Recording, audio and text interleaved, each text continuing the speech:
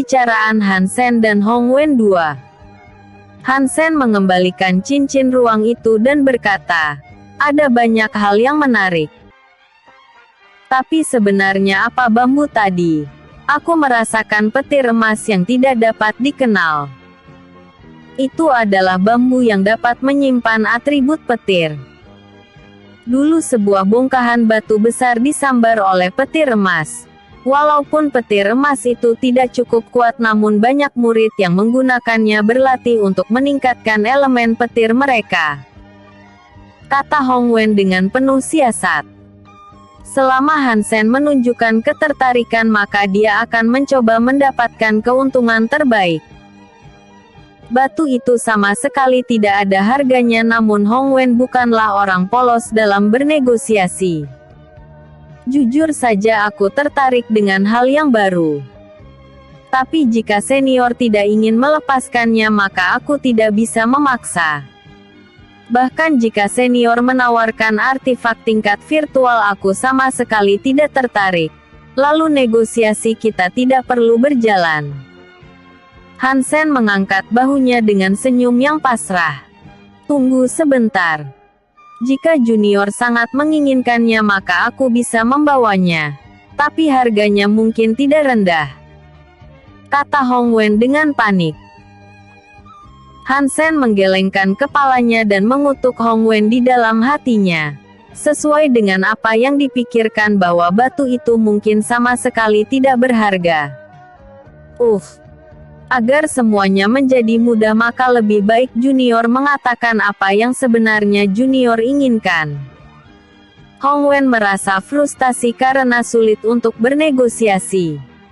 Hansen mengangkat 3 jarinya. Selain dari batu itu, aku menginginkan ketiga permintaan. 3 permintaan itu terlalu berlebihan. Jika itu satu, maka aku mungkin bisa melakukannya. Hongwen yakin bahwa permintaan yang diajukan Hansen ini mungkin sama sekali tidak sederhana. Dengarkan aku terlebih dahulu. Aku bukan hanya akan membuatkanmu pil roh hati Dao, tapi tawaranku sangat jelas. Secara pribadi aku akan membimbing dirimu untuk menjadi ahli alam virtual. Kata Hansen dengan sungguh-sungguh. Hongwen mengerutkan keningnya dan berkata, Junior, kali ini kau sudah benar-benar keterlaluan. Jika perkataan ini keluar dari orang lain, maka aku akan membunuhnya langsung. Apakah junior pikir kultivator alam virtual bisa muncul semudah membalikan telapak tangan? Hongwen benar-benar tidak suka dengan perkataan Hansen dan merasa direndahkan. Hal ini sama saja seperti penghinaan untuknya. Jika perkataan itu keluar dari mulut seorang kultivator alam virtual, maka Hongwen mungkin akan percaya. Namun Hansen masih berada di tahap akhir Naschen Soul. Dia bahkan belum mengetahui kesulitan yang sebenarnya dalam kultivasi, dan Hansen tidak layak untuk merendahkan kultivator alam virtual. Lalu apakah kau pikir pil roh yang dapat meningkatkan kekuatan jiwa bisa aku ciptakan? Aku sama sekali tidak merendahkanmu, hanya saja apa yang kau lihat dan aku lihat itu berbeda. Kata Hansen dengan percaya diri. Hongwen menepuk kepalanya dan sekarang dia paham. Kemunculan pil roh hati Dao sudah menciptakan kegemparan. Terlebih orang yang berada di belakang Hansen mungkin adalah sosok dengan kekuatan yang mengerikan. Apakah junior Han yakin dapat melakukannya? Tanya Hongwen dengan sungguh-sungguh. Aku tidak terlalu yakin. Tapi 99% aku dapat melakukannya. 1%-nya adalah faktor yang ada pada dirimu sendiri. Ketika waktu pembaptisan dalam menerobos, semuanya akan tergantung pada dirimu sendiri. Aku tidak akan bisa ikut campur di dalamnya. Kata Hansen dengan jujur. Jadi maksud junior membuatku menerobos itu hal yang mudah. Pada akhirnya berhasil atau tidak, semua itu tergantung pada diriku sendiri. Bisakah junior mengatakan 3 permintaannya terlebih dahulu? Tanya Hong Wen dengan penasaran. Aku ingin Sekte Langit Iblis memberikan perlindungan kepada kerajaan ini selama 300 tahun. Kedua, jika di masa depan aku membutuhkan orang maka senior harus siap membantuku. Han Sen melanjutkan. Yang terakhir aku ingin senior bersumpah. Di masa depan senior akan melindungi putri ketiga Yao Wu, Liu Xuang dan Cai Ying dengan segala kemampuanmu. Aku tidak bisa selalu ada di samping mereka dan membutuhkan bantuanmu. Jika ada yang berani mengacaukan mereka maka pastikan senior mengambil tindakan. Apa yang aku harapkan adalah kehidupan bahagia untuk mereka. Hong Wen merasa kalau permintaan ini cukup mudah dan tidak seperti apa yang dia pikirkan. Baik. Tidak perlu ada batasan waktu. Selama aku masih hidup aku bersumpah akan melindungi mereka semua dengan namaku. Han Sen mengeluarkan botol cairan perubahan bis dan memberikannya kepada Hong Wen. Itu akan membuat senior menerobos tahap akhir Divine Sea. Gunakan itu saat kembali ke Sekte Langit Iblis. Aku juga akan menuliskan beberapa bahan obat untuk Anda. Terlebih aku akan menegaskan satu hal. Perjanjian kita hanya di antara kau dan aku. Orang lain tidak akan mendapatkan manfaat seperti senior. Episode sebelumnya. Bab 90 Pembicaraan Han Sen dan Hong Wen. Episode berikutnya. Bab 92 Kepakatan.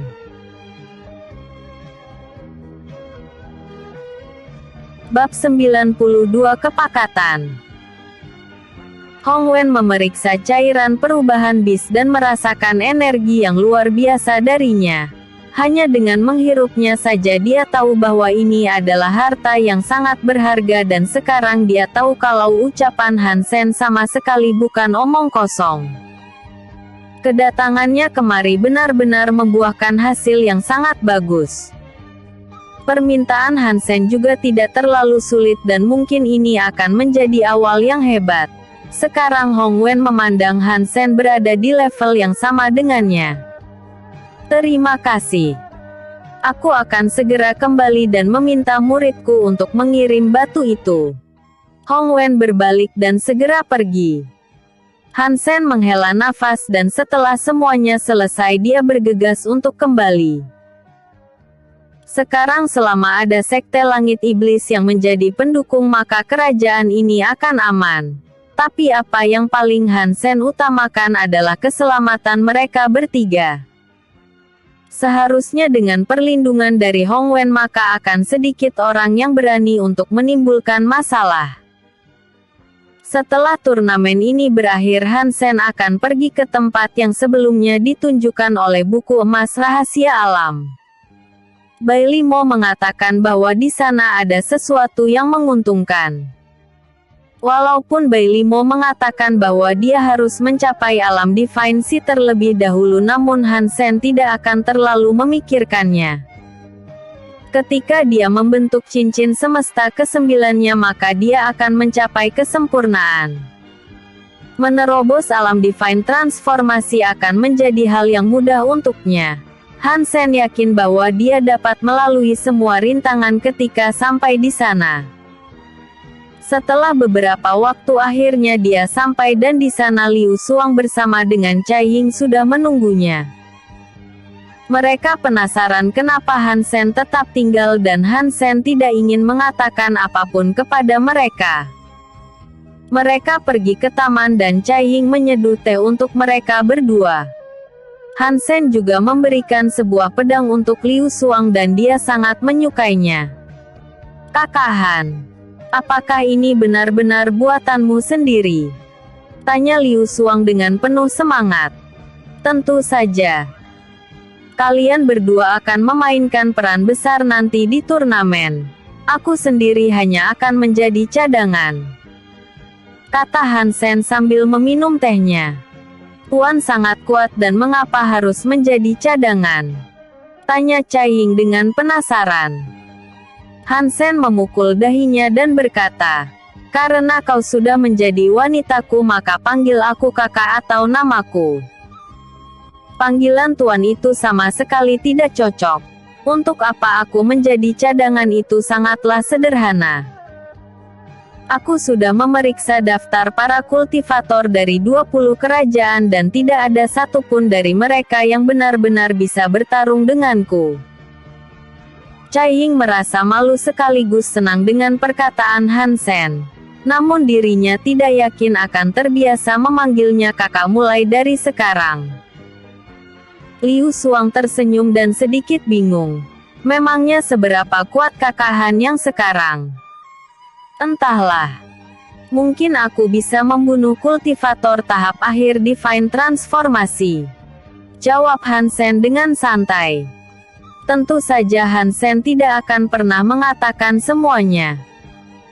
Seni Ki alam membuat dirinya dapat melompati batasannya dan jiwa naga surgawi sangatlah kuat. Terlebih di dalam kepalanya terdapat seni bela diri yang dia gunakan sewaktu menjadi penguasa alam mistik. Pertarungannya hanya ditujukan oleh jenius keempat sekte. Mereka yang disebut sebagai jenius tentunya bukanlah orang lemah. Terlebih Han Sen juga tertarik untuk melihat seperti apa sekte awan. Kalau begitu ini akan menjadi panggung bagi kami, kata Liu Xuang dengan semangat dan Cai Ying juga merasakan hal yang sama. Baguslah jika kalian senang. Aku tidak terlalu banyak berharap lebih. Tapi pastikan diri kalian untuk tidak berlebihan. Aku dengar turnamen ini banyak memakan banyak korban. Jadi pastikan saja bahwa kalian berdua tetap hidup. Ngomong-ngomong sudah setahun dan kenapa Yao Wu belum kembali? Han Sen sedikit penasaran dengan apa yang sebenarnya Yao Wu lakukan. Kakak Yao sudah kembali sebulan setelah itu. Maksudku kakak Han Sen meninggalkan ibu kota. Tapi kakak Han sedang dalam pelatihan tertutup dan kakak Yao tidak ingin mengganggu, kata Cai Ying dengan jujur. Liu Xuang melanjutkan. Yao Wu sudah menerobos alam Divine Transformasi dan bakatnya mulai terlihat. Karena turnamen akan segera dimulai maka keluarga kerajaan harus mempersiapkan semuanya dengan benar. Jadi kita tidak bisa mengganggu mereka dan dia menitipkan pesan bahwa ketika di Sekte Awan Yao Wu akan bertemu dengan kita. Sayang sekali. Aku juga ingin memberikan hadiah yang sama. Sepertinya aku hanya bisa memberikannya saat bertemu di sana, kata Han Sen dengan sedikit kecewa. Namun semua itu tidak masalah dan sekarang dia akan menghabiskan waktu dengan mereka berdua. Ketika Hong Wen sudah membawakan apa yang dia minta, maka Han Sen sudah tidak sabar untuk menyerap elemen petir emas yang ada di batu itu. Episode sebelumnya. Bab 91 Pembicaraan Han Sen dan Hong Wen 2. Episode berikutnya. Bab 93 berangkat. Han Sen tersenyum dan berkata, sekarang Cai Ying sudah bisa membentuk ki pedang dan menggunakannya dengan bebas. Namun itu masih tahap biasa. Teruslah mengasah indera milikmu dan mencapai hati pedang di mana hati dan jiwamu bersatu dengan pedang. Hati pedang. Aku akan melakukan yang terbaik, kata Cai Ying dengan sungguh-sungguh. Han Sen mengusap kepalanya dan merasa sangat senang dengan kegigihan Cai Ying. Liu Xuang juga berusaha dengan keras. Dengan bantuan keluarga Liu dia dengan mudah mendapatkan api bis yang kuat di mana dia dapat memperkuat api burung vermilion. Waktu terus berjalan dan Han Sen hanya menghabiskan waktunya untuk menemani mereka berdua. Salah seorang tetua dari Sekte Langit Iblis datang dan memberikan semua pesanan Han Sen. Hong Wen sama sekali tidak mengecewakannya dan di dalam cincin ruang terdapat batu setinggi 2 meter dengan petir emas yang menyelimutinya. Hansen segera melakukan pelatihan tertutup dan membiarkan mereka berdua untuk berlatih. Jiwa naga surgawi keluar dan menelan semua petir emas. Di dalam laut kesadaran ilahi Hansen, buku emas mulai berdengung dan sebuah aura yang kuat menyembur. Rambut Hansen perlahan berubah menjadi putih dan pupil matanya memancarkan cahaya emas yang terang. Petir emas menyelimuti tubuhnya dan berbeda dari sebelumnya. Sekarang petir emas itu terlihat ganas dan memiliki daya hancur yang besar. Aura alam di sekitarnya diserap ke dalam tubuh Hansen. Kedelapan cincin semesta mulai berdengung dan energi yang luar biasa melonjak dengan drastis. Jiwa naga surgawi memutari cincin semesta dan perubahan terjadi padanya. Naga hitam dengan corak emas terlihat sangat luar biasa dan Hansen sangat terkejut melihatnya. Sekarang aku mengerti. Petir emas ini adalah elemen khusus dan sebenarnya sangat kuat.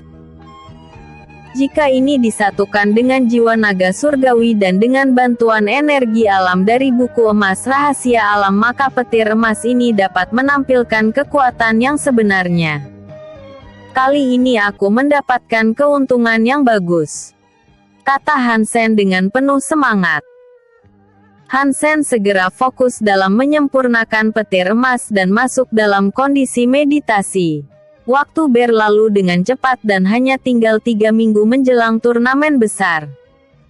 Semua orang sudah menunggu Hansen dan khawatir.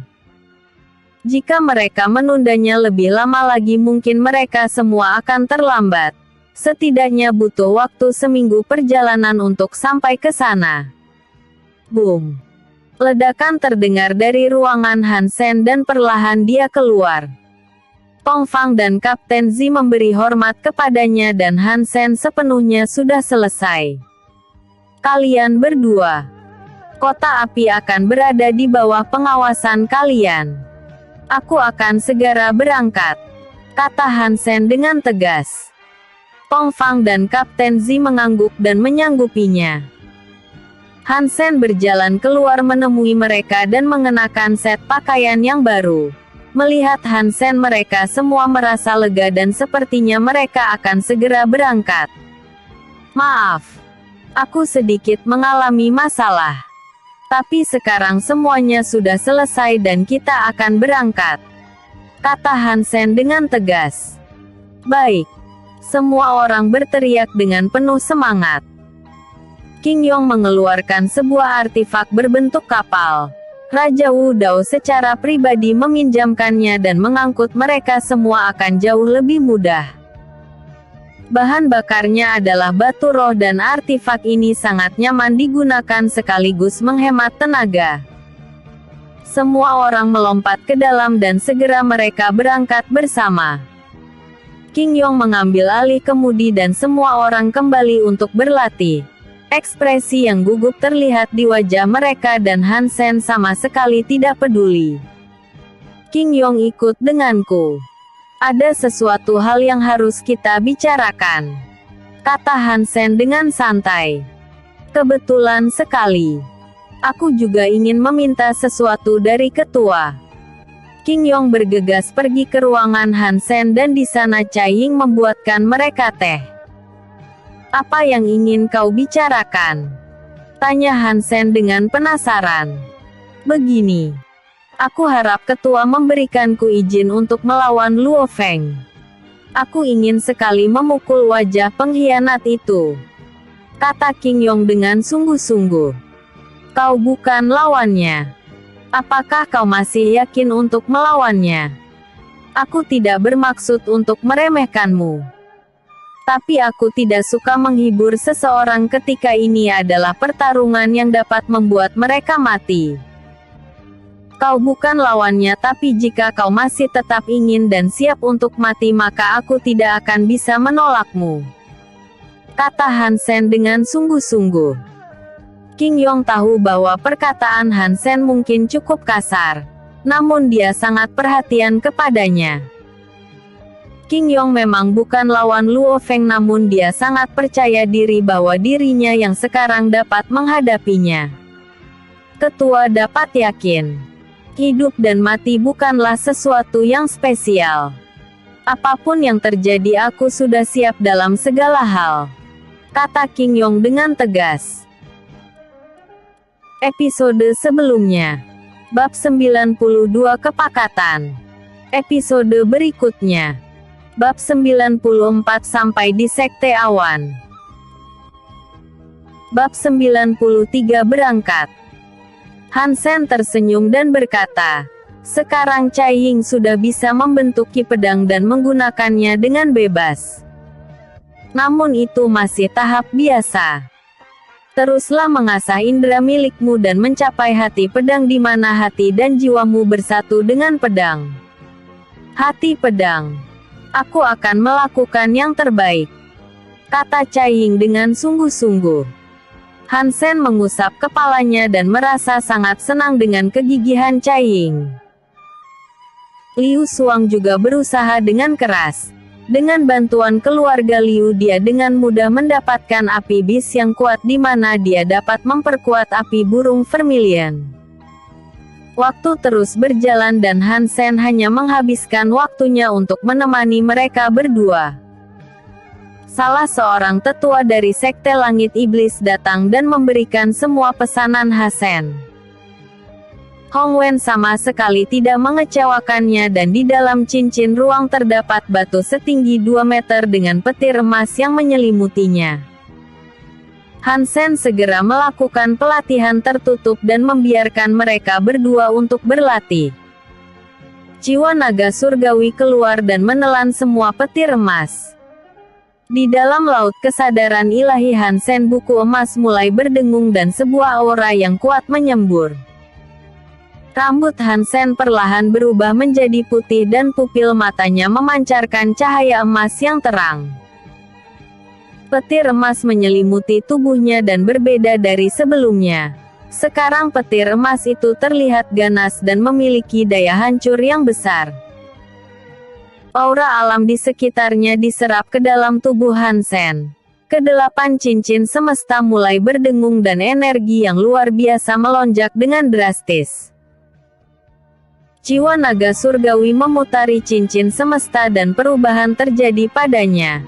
Naga hitam dengan corak emas terlihat sangat luar biasa dan Hansen sangat terkejut melihatnya. Sekarang aku mengerti. Petir emas ini adalah elemen khusus dan sebenarnya sangat kuat.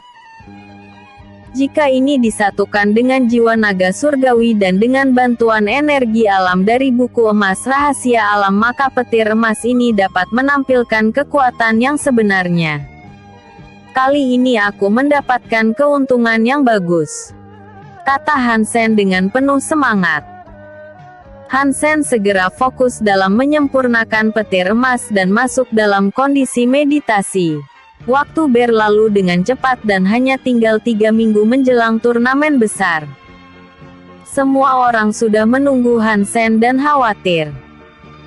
Jika mereka menundanya lebih lama lagi mungkin mereka semua akan terlambat.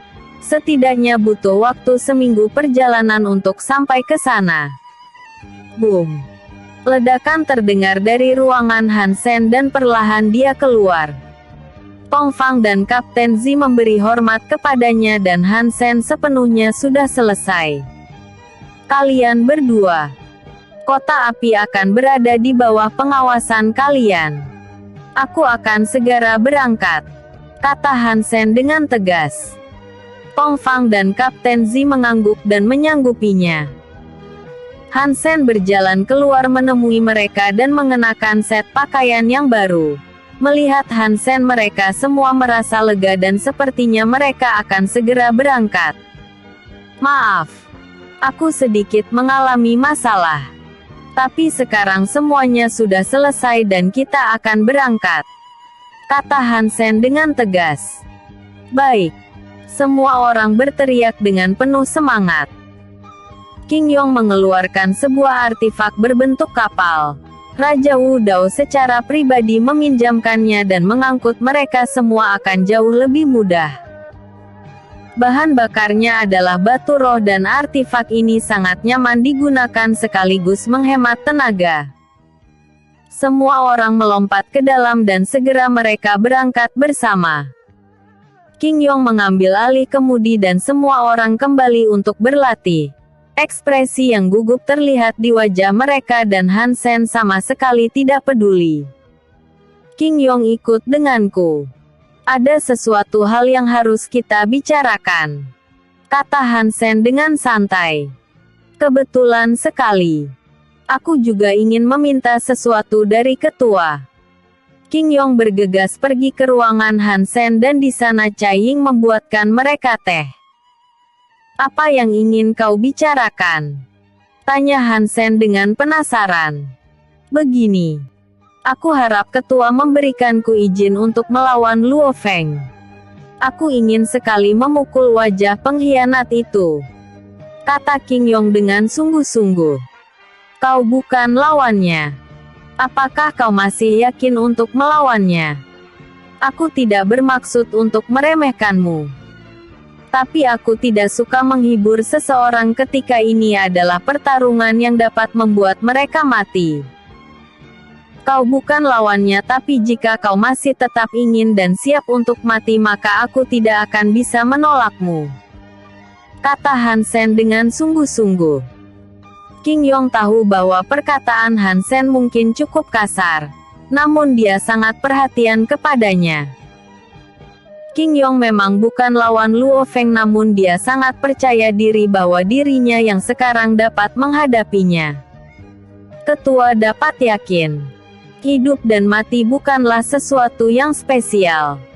Apapun yang terjadi aku sudah siap dalam segala hal, kata King Yong dengan tegas. Episode sebelumnya. Bab 92 Kepakatan. Episode berikutnya. Bab 94 sampai di Sekte Awan. Bab 94 sampai di Sekte Awan. Han Sen menghela nafas dan berkata, maka aku izinkan. Mari kita abaikan masalah Luo Feng terlebih dahulu. Aku berniat untuk tidak ambil bagian lebih awal. Singkatnya semuanya aku serahkan dalam pengaturanmu. Kekuatan tempur pihak kita bahkan tidak jauh berada di bawah keempat sekte. Seharusnya ini akan baik-baik saja, kata King Yong yang tidak keberatan sama sekali. Lagi pula Han Sen terlalu kuat dan dirinya hanya ditujukan untuk menghadapi jenius keempat sekte. Han Sen bisa menjadi kartu as untuk mereka dan menjadi penentu yang besar nantinya. Jangan meremehkan situasi. Terkadang terdapat variabel yang tidak beraturan. Kau harus mengamati semua musuhmu dengan baik dan menentukan siapa yang harus kau turunkan atau tidak, kata Han Sen dengan tegas. Baik. Kalau begitu saya akan mendiskusikan ini dengan semua orang. King Yong berdiri dan segera meninggalkan ruangan itu. Tanggung jawab sebesar ini akan dia pikul dan King Yong tidak akan mengecewakan Han Sen. Rasa hormat hanya didapatkan oleh mereka yang benar-benar kuat dan Han Sen layak mendapatkannya. Han Sen berdiri dan berjalan ke arah Cai Ying tanpa sadar. Cai Ying merasa gugup dan mundur hingga punggungnya menyentuh tembok. Han Sen menahannya dan Cai Ying tidak berani melakukan kontak mata dengan Han Sen secara langsung. Klik. Han Sen menjentikkan jarinya dan membaut penghalang. Wajah mereka saling berdekatan dan melihat respon Cai Ying membuatnya ingin lebih mengganggunya. Apakah kau gugup? Biasanya kau hanya memberikan respon santai. Sepertinya wanita tetaplah wanita. Han Sen mengusap dagu Cai Ying dengan lembut. Cai Ying menjadi lebih gugup dan jantungnya berdetak dengan keras. Han Sen perlahan mencium bibirnya dan Cai Ying merasakan sensasi yang tidak pernah dia rasakan sebelumnya. Nafasnya mulai terengah-engah dan Han Sen dengan liar memainkan tubuhnya. Perlahan pakaian mereka semuanya dilepas dan Han Sen bercinta dengannya di tempat tidur. Liu Xuang sengaja memberikan mereka kesempatan dan memilih berlatih.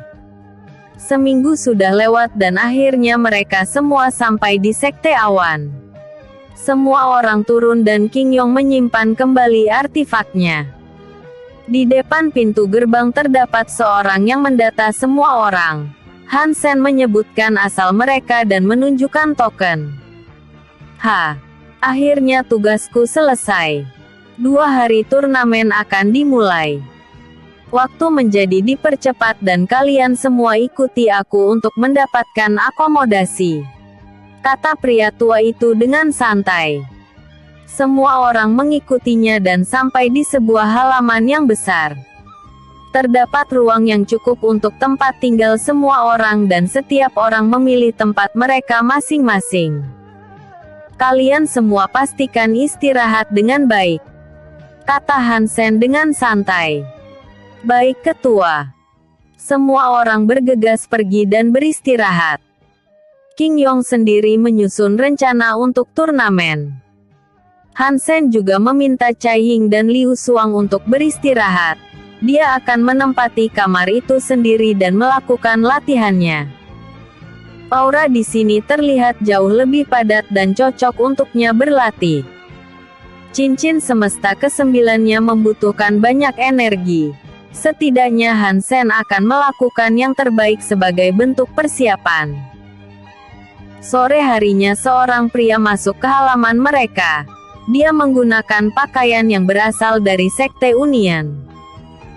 Orang itu merupakan Luo Feng dan kultivasinya saat ini berada di alam Divine Transformasi.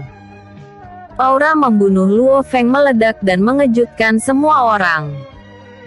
King Yong membuka pintunya dengan keras dan Pan Song juga ikut keluar. Sisanya mereka hanya mengawasi dari balik jendela dan mungkin akan terjadi bentrokan di antara mereka. Luo Feng sedikit terkejut melihat King Yong dan Pan Song yang sudah menerobos alam Divine Transformasi. Liang Jie juga keluar dan dia menunjukkan dirinya yang tak kenal takut di depan Luo Feng. Setelah tidak bertemu hampir 2 tahun kalian semua sudah berkembang seperti ini. Aku pikir bajingan itu sedikit memberikan permen untuk kalian semua, kata Luo Feng dengan dingin. Liang Jie ingin marah namun King Yong menghadangnya. Tenanglah. Berdebat dengan sampah sepertinya hanya membuang-buang waktu. Setidaknya ketua Hansen bukanlah seorang pria terhormat di mana dia tidak takut melawan orang yang lebih kuat. Tidak seperti orang yang akan mengkhianati kepercayaan orang lain dan memilih pihak yang lebih menguntungkan. Sejak kapan kau seberani itu? Apakah kau sangat percaya diri untuk bisa mengalahkanku? Aku mengakui kalian memang mampu lolos dalam putaran kedua dan bersaing melawan kami keempat sekte utama. Jika kau ingin lanjut maka dengarkan baik-baik peringatanku ini. Lebih baik ketika kalian semua melihatku maka larilah sejauh mungkin atau kalian semua akan mati. Luo Feng menatap ke arah kamar Hansen dan berbalik pergi dari tempat itu. King Yong tersenyum dan berkata, aku akan menunggunya. Hidup dan mati akan ditentukan nanti saat kita bertemu. Episode sebelumnya. Bab 93 berangkat. Episode berikutnya. Bab 95 melepas kerinduan. Bab 95 melepas kerinduan. Hansen mendengar keributan di luar dan dia mengabaikannya. Luo Feng kemungkinan memiliki dukungan kuat yang membuatnya berani bersikap arogan di depannya. Namun dia sama sekali tidak peduli dan biarkan tinju yang berbicara. 2 hari sudah berlalu dan semua orang diminta berkumpul di satu tempat.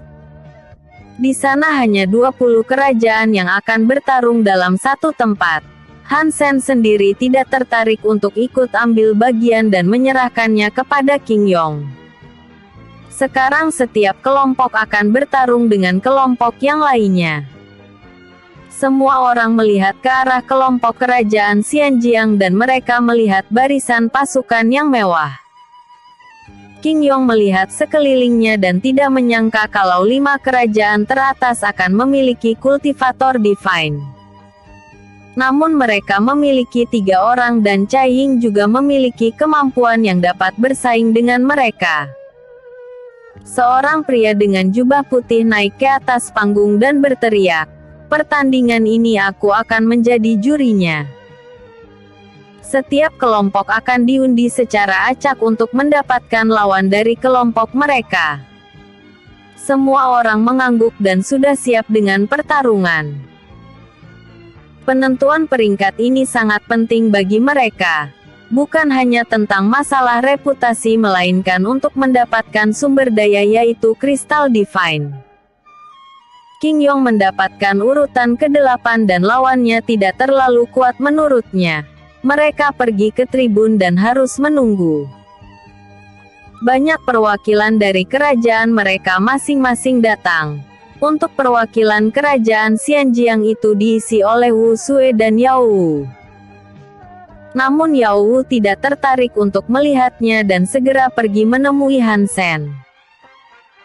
Han Sen sudah menunggunya di depan ruangannya dan memeluk Yao Wu dengan sangat erat.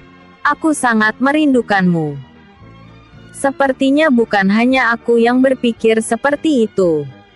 Yao Wu berkata dengan jujur dan dia sangat merindukan Han Sen. Han Sen membawa Yao Wu ke dalam dan dia tidak berniat melepaskan pelukannya. Perlahan dia mencium Yao Wu dan mendorongnya ke tempat tidur. Yao Wu sama sekali tidak memberikan penolakan dan membiarkan Han Sen untuk bertindak semaunya. Mereka bercinta dengan penuh kasih sayang sampai sore hari. Han Sen merasa dirinya sudah puas dan Yao Wu bersandar di dadanya dengan senyum yang menawan. Han Sen mengeluarkan sebuah pedang tingkat divine dan memberikannya kepada Yao Wu. "Kenapa kau tidak ambil bagian dalam pertarungan ini? Apakah pertarungan antar kerajaan tidak menarik bagimu? Aku memiliki panggung milikku sendiri. Turnamen ini ditujukan untuk melihat bakat semua orang. Jika aku bergabung lebih awal takutnya mereka akan takut terlebih dahulu. Walaupun aku jahat tapi aku tidak seburuk apa yang orang lain pikirkan." Dibilang jahat itu terlalu kuno. Kebanggaan dan kesombongan yang kau miliki itu masalahnya, kata Yao Wu dengan senyum yang lebar. "Lalu kau bisa menyebutku sebagai kesombongan surgawi." Han Sen memeluk Yao Wu dan menikmati momen bahagia mereka. "Baiklah Tuan kesombongan surgawi. Bolehkah gadis kecil ini menanyakan satu hal? Bagaimana hubunganmu dengan mereka berdua?" tanya Yao Wu dengan penasaran. "Gadis kecil. Dengan dada besar yang lembut seperti itu kau mengatakan dirimu gadis kecil?" Han Sen sedikit menggoda Yao Wu dan menenggelamkan kepalanya di dadanya. "Jangan mengalihkan pembicaraan," kata Yao Wu dengan kesal.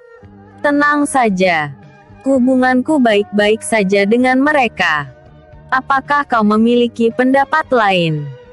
tanya Han Sen dengan gugup. "Tidak.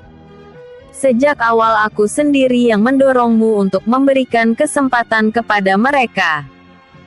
Tidak peduli berapa banyak wanita yang akan kau miliki. Pastikan mereka nantinya adalah orang yang benar-benar menyayangimu," kata Yao Wu dengan jujur. Han Sen tersenyum dan berpikir kalau dia adalah pria yang buruk. Entah itu Yao Wu ataupun Sui Jing, sifat mereka sangat mirip hingga saat ini. Dulu Han Sen juga memiliki banyak sekali wanita cantik di sekitarnya atas dorongan Sui Jing. Dia adalah master sekte bulan dan tidak akan bisa terus menemani Han Sen. "Kau dapat yakin bahwa dirimu adalah orang yang paling spesial untukku. Jalan yang aku pilih itu sangat sulit. Di masa depan apa yang aku hadapi jauh lebih kuat dan aku sangat yakin itu. Apapun yang terjadi ingatlah satu hal. Aku Han Sen adalah kesombongan surgawi dan pria yang berdiri sejajar dengan surga. Aku tidak akan pernah kalah ataupun mati tanpa keinginanku sendiri, kata Hansen dengan pelan. Jangan bicarakan soal kematian. Aku sangat percaya padamu. Terlebih aku sangat menantikan di mana kita bisa hidup bersama-sama, memiliki banyak keturunan dan bermain bersama mereka, kata Yao Wu dengan jujur. Hansen menciumnya dan sekali lagi mereka melanjutkannya. Hansen tidak bisa menahan diri dan sangat berterima kasih kepada surga karena mempertemukan mereka lagi. Episode sebelumnya, bab 94 sampai di Sekte Awan. Episode berikutnya, bab 96 penghormatan penuh untuk yang kuat.